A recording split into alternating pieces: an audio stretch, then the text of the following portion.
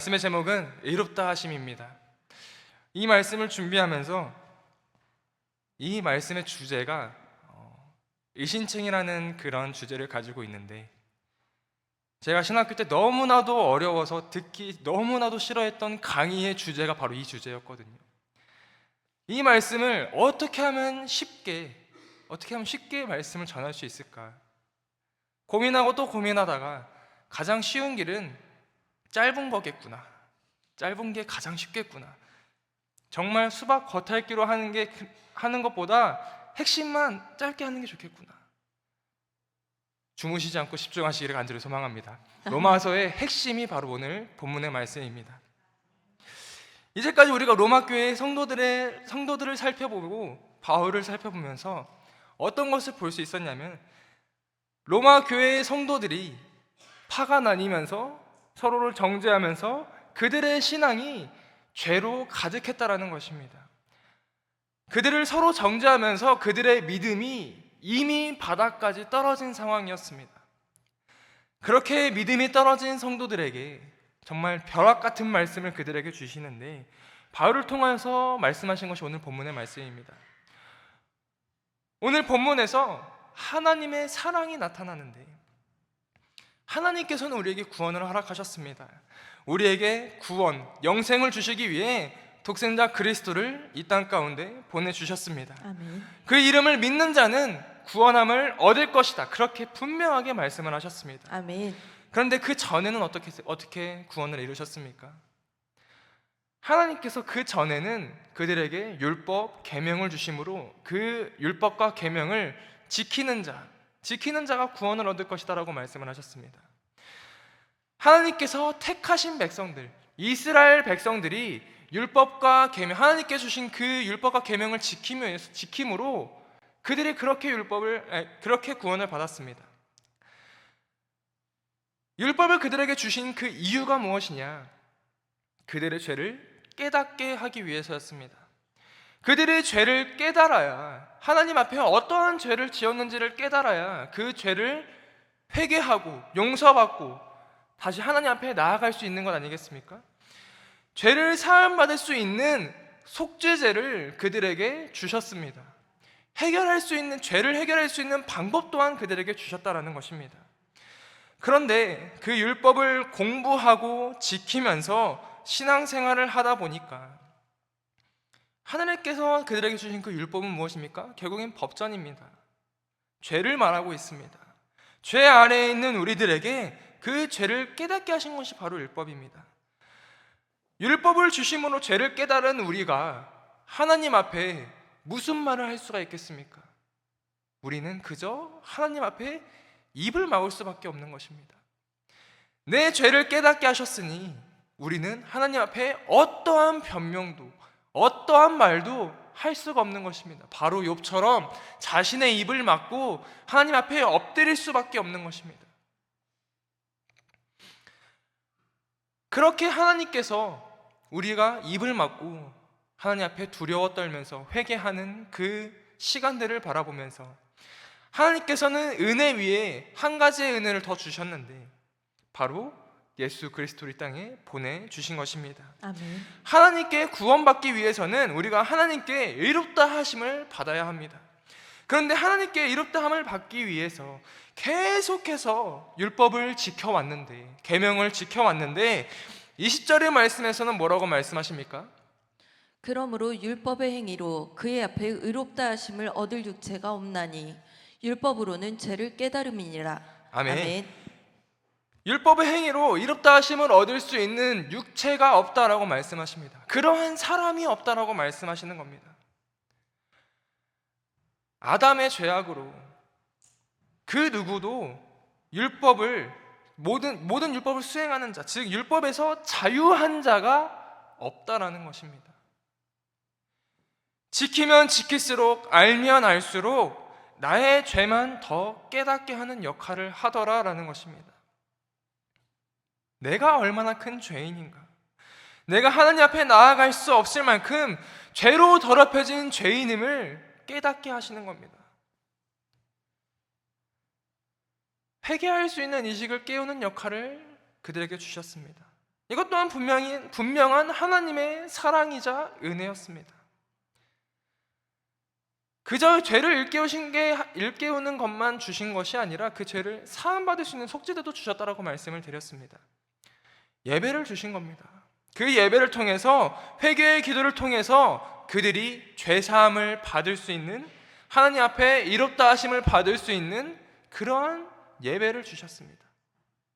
향기로운 제사를 드림으로 그들의 죄가 사함받을 수 있는 복된 선물을 주신 것입니다. 그런데 사람은 얼마나 연약합니까? 사람의 연약함과 죄성이 얼마나 끝이 없는지, 예배를 드리러 성전에 나와서 하나님의 말씀을 듣고 은혜를 받습니다.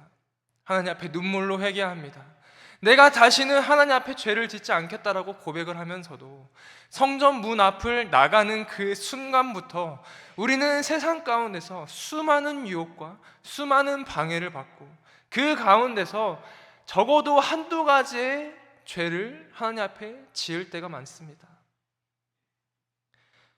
말씀에 순종하지 못하는 죄, 한 주간을 세상 가운데 살아가면서 우리가 거룩하지 못한 삶을 살아갈 때가 얼마나 많이 있겠습니까? 제가 야구를 굉장히 좋아합니다. 야구를 굉장히 좋아하는데 주일에는 항상 그렇게 기도를 합니다. 입술에서, 내 입술로 죄를 짓지 않게 하옵소서. 내 입술에서 헛된 욕들, 험악한 말들, 그러한 말들이 아니라, 남을 비방하는 말들이 아니라 입술에서 하나님의 은혜가 나오는 그러한 입술이 되게 하여 주시옵소서라고 수도 없이 기도하거든요. 그런데 행복한 야구팬은 없다고. 야구만 보면 입술에서 욕이 절로 나오는 거 있죠. 왜 저렇게 하냐, 이기고 있는데도 욕이 절로 나오고, 왜 저렇게 하냐고 그렇게 하고 있습니다. 너무나도 연약한 거예요. 하나님 앞에 죄를 사함 받기 위해서 속죄제를 드렸는데 그 뒤에 등 지고 나오는 그 순간부터 죄가 쌓이기 시작하는 겁니다. 결국에는 근본적인 해결책이 되지를 못하는 것입니다. 구원의 열쇠가 되지는 못하는 것입니다. 그렇다면 구원의 열쇠가 무엇이냐? 하나님께서 이 세상을 사랑하셨고 그 사랑의 표현을 하기 위해 죄인 자체를 살리시는 구속의 법을 새로 제정하셨는데, 그것이 바로 독생자 그리스도를 대속제물로 삼으신 것입니다. 아멘. 이전에는 행함으로 구원의 열쇠를 얻을 수 없었지만 하나님께서 주신 그 율법 위에 그리스도의 십자가를 덮으심으로 믿음으로 구원받을 수 있는 구원의 열쇠를 우리에게 주신 것입니다. 아멘. 십자가의 공로로 우리의 죄의 값은 이미 치러졌으므로 하나님께 의롭다함을 받아서 구원을 얻을 수 있게 된 것입니다. 아멘. 결국 이 말씀은 요한복음에서는 이렇게 말씀하십니다. 우리가 다 그의 충만한 데서 받으니 은혜 위에 은혜로라. 아멘. 은혜 위에 은혜를 더하셨다라는 것입니다. 그런데 계속해서 이 로마서의 말씀에서, 이 오늘 본문의 말씀에서 믿음을 강조하고 있습니다. 율법보다 믿음을 조금 더 강조를 하고 있습니다. 그러면 한 가지 의문점이 생깁니다. 그렇다면 믿음으로만 구원을 받는다면 행함은 어떻게 되는 것이냐? 행함이 사라지는 것이냐? 그러한 의문점이 생길 수 있습니다. 그리스도를 믿는 그 믿음, 그것만 하나 있으면 된다고 하니 이전의 율법의 행함이 다 사라진 것 아니냐? 그러한 생각이 들 수가 있습니다. 실제로 어떤 사람들은 그리스도를 믿는 믿음만 있으면 된다라고 이야기를 하면서 구약의 율법이 사라졌다라고 이야기를 하면서, 11조가 어디서 나옵니까? 말라기에서 나옵니다. 구약에서 나옵니다. 구약의 법인인 11조는 사라졌다라고 이야기를 합니다. 그러나 야고보서에서는 이렇게 말씀을 합니다. 행함이 없는 믿음은 그 자체가 죽은 것이다. 예수님께서는 이렇게 말씀하십니다. 율법을 폐하러 온 것이 아니라 율법을 완성시키러 오셨다. 아멘. 나는 그리스도를 믿습니다. 나의 죄를 위해서 나를 구원하시기 위해 피 흘리신 다시 사신 그 예수 그리스도를 믿습니다. 그렇게 입술에 고백을 하면서 그에 따르는 행위가 아예 없을 수가 있을까요? 나의 죄를 위해서 십자가를 지고 그 고난을 다 당하셨는데, 나를 대신해서 대속제물로 죽으셨는데 그의 믿음에 따른 합당한 행위가 없다는 게 말이 될까요? 온전한 믿음을 가지고 있다라면 행함이 없을 수가 없다는 겁니다. 우리가 삶 가운데 고난주간을 맞이하여서 그리스도의 고난에 동참하고 있지 않겠습니까? 나의 십자가를 지고 예수님을 따라가고 있지 않겠습니까? 왜 그러한 행위를 하십니까? 그리스도를 믿기 때문에, 아멘. 그리스도를 사랑하기 때문에. 아멘. 이러한 행위가 없다면 그 믿음은 온전한 믿음이 아니다라는 것입니다. 로마의 교회 성도들이 자신은 그리스도인입니다, 나는 그리스도를 믿습니다, 입술로 고백을 하면서도 그들의 행위가 어떻습니까? 그들이 정말 온전한 믿음을 가지고 있는 그러한 신앙생활을 했습니까? 그들은 서로 파가 나뉘어서 정죄하고 비난하고 비판하고 싸우는 일만 하고 있었습니다. 온전한 믿음을 가지고 있지가 않은 그러한 행위를 하고 있었다는 것입니다. 온전한 믿음에는 분명한 행위가 따릅니다. 나의 믿음을 이 시간 점검해 볼 필요가 있습니다.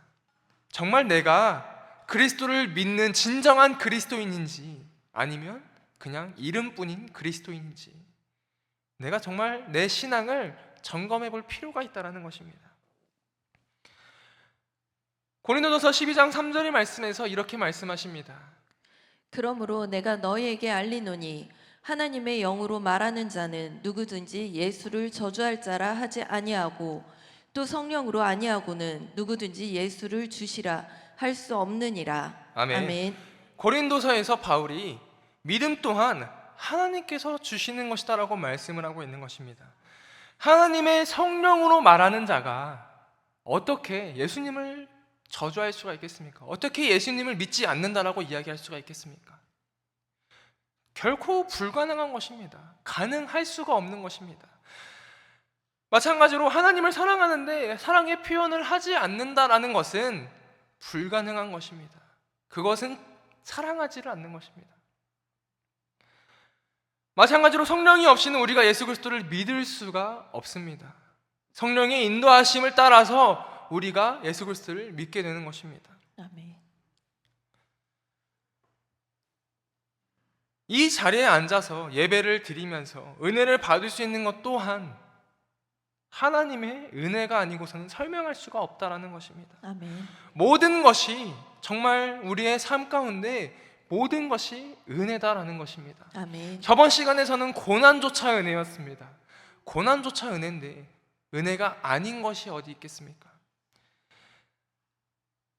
그렇게 내가 은혜로 이 땅 가운데서 살아갈 수 있는데, 내가 교회에서 조금 더 봉사하고 내가 다른 사람들보다 조금 더 잘났다라고 생각하고 직분이 높아서 하나님께서 나에게 주신 은혜가 아니라, 하나님께서 나에게 주신 그러한 구원이 아니라 하나님께서는 나를 사랑하셔서 구속의 은혜를 부어주셨다라는 것입니다. 아멘. 이 말씀은 무엇이냐? 결국에 내가 잘나고 내가 특별해서 주신 것이 아니라 세상을 사랑하셔서 주셨다라는 것입니다. 그 은혜는 할례자도 무할례자도 아무런 상관이 없습니다. 이전에는 하나님께 택함 받은 자들, 이스라엘 백성들, 할례 받은 자들, 그들에게 주어지는 율법과 구원이었지만, 이제는 믿음으로 모든 자들에게 주시는 구원의 은혜다라는 것입니다. 아멘. 그런즉 우리 안에 영적 교만이 있어서는 안 됩니다. 영적 교만은 하나님께서 나를 높이셨는데, 나를 이만큼 높이셨는데 다시 나를 바닥까지 끌어내리는 역할을 합니다. 사단의 유혹이 들어갈 틈을 만드는 역할을 합니다. 믿음으로 담대하고 믿음으로 견고해야 하는데, 내가 조금 신앙생활 하다 보니 교만이 자리하기 시작하고, 그 교만으로 인해서 유혹에 빠지기 시작하고 죄를 짓기 시작하고 악순환의 반복이 되는 것입니다. 믿음으로 담대하고 믿음이 견고할 수 있도록 우리는 계속해서 믿음의 행위를 계속해서 하나님 앞에 드려야 하는데, 그것을 바로 성화라고 이야기를 합니다. 죄인이었던 나를 단련하고 견고하게 함으로 나 자신을 의인으로 변모시키는 역할을 하는 것입니다. 과정입니다. 우리에게 주신 하나님의 은혜를, 구원을 받았다고 정말 아무것도 안 하는 것이 아니라 받은 은혜를 누리기 위해 끊임없이 하나님 앞에 나아가 엎드려 기도하고 하나님의 말씀을 듣고 성전을 가까이 하고 하나님의 말씀에 귀를 기울이는 그러한 믿음의 행위가 필요하다라는 것입니다. 아멘. 오늘 본문은 우리가 정말 구원을 얻을 수 있는 구원의 열쇠인 칭의와 우리가 이 땅 가운데서 계속해서 단련하고 견고해져야 되고 믿음을 성을 쌓아야 되는 성화를 짧게 살펴보았습니다. 우리에게 주신 그 하나님의 사랑을 한마디로 바라봤을 때 하나님께서는 결국에 은혜 위에 은혜를 주신 것입니다. 아멘. 우리를 위해서 은혜 위에 은혜를 쌓으셨다라는 것입니다. 아멘. 은혜를 완성시키셨습니다. 아멘. 이전에는 불완전한 은혜였다면 이제는 완전한 은혜를 우리에게 주셨다라는 것입니다. 아멘. 그런데 그것을 믿지 않는 자들이 얼마나 많이 있습니까? 성전에도 교회에도 그 말씀을 온전히 믿지 못하는 자들이 너무나도 많이 있다는 것입니다. 나는 그리스도를 믿습니다. 십자가의 구속사의 사건을 믿습니다. 부활을 믿습니다. 입술로는 그렇게 말할 수 있죠. 그런데 오늘 말씀에서 들었던 것 같이 행함이 없는 믿음은 죽은 믿음이다라는 것입니다. 그에 따르는 행함이 있어야 한다라는 것입니다. 아멘. 온전한 믿음의 길로 인도하셨고 하나님 앞에 이롭다함을 받을 수 있게 하셨습니다. 그것을 우리는 온전히 받아들여야 됩니다. 우리는 죄에서 자유합니다. 죄의 속박에서 풀어졌습니다. 아멘. 그리스도의 십자가를 통하여서 우리의 모든 죄를 사하여 주셨습니다. 아멘. 이 말씀을, 이 복음을 우리가 온전히 믿음으로 나아가야지 교회 안에 다툼과 시기 질투가 있어서야 되겠습니까? 이제 우리는 이 땅 가운데서 해야 할 일은 하나님께서 주신 은혜를 받아 누리면서 하나님 나라의 확장을 위해서 그리스도를 증거하는 일에 힘써야 합니다. 아멘. 유대인도 이방인도 모두 다 하나가 되게 하신 그 하나님의 은혜를 우리 교회 안에서 누려야 한다라는 것입니다. 아멘. 이 말씀은 무엇이냐? 성도는 각기 너무나도 다른 사람들이 모여 있습니다. 직업도 모든 것들이 다른 사람들이지만 성격도 다르지만 하나가 되게 하셨다라는 그 은혜를 누릴 수 있어야 됩니다. 아멘. 화목을 이루게 하셨고 날마다 말씀을 통해서 갑절의 은혜를 우리에게 부어주시고 계십니다. 우리 성도들을 우리 교회 가운데 발걸음을 인도하셨고 우리를 이곳에 모으셨습니다. 아멘. 그리스도의 몸된 교회에 모인 우리가 이제는 무엇을 해야 합니까? 나에게 주어진 역할, 그리스도의 몸된 이 교회에서 나에게 주어진 몸의 역할을 잘 수행해야 합니다. 아멘. 한 몸을 이루어서 우리 교회가 하나님께 정말 온전히 쓰임 받을 수 있도록 맡은 바 자리에서 열심을 다해야 한다라는 것입니다. 아멘. 날마다 말씀 중심, 성전 중심, 예배 중심의 삶을 통해서 정말 하나 성령의 충만함을 누리는 복된 저와 여러분들 되시기를 간절히 소망합니다. 아멘. 이제 우리가 고난 중한 가운데 이제 부활절을 다가오는 가운데 오늘 이 말씀을 통해서 우리에게 주시는 말씀은 결국에는 예수 그리스도를 온전히 믿을 수 있어야 한다라는 겁니다. 온전한 믿음은 행함이 있어야 되고 그 행함 가운데 은혜를 부어주십니다. 아멘. 이 복된 은혜를 날마다 누리시는 저와 성령들 되시기를 간절히 소망합니다. 아멘. 이 시간 함께 기도하겠습니다.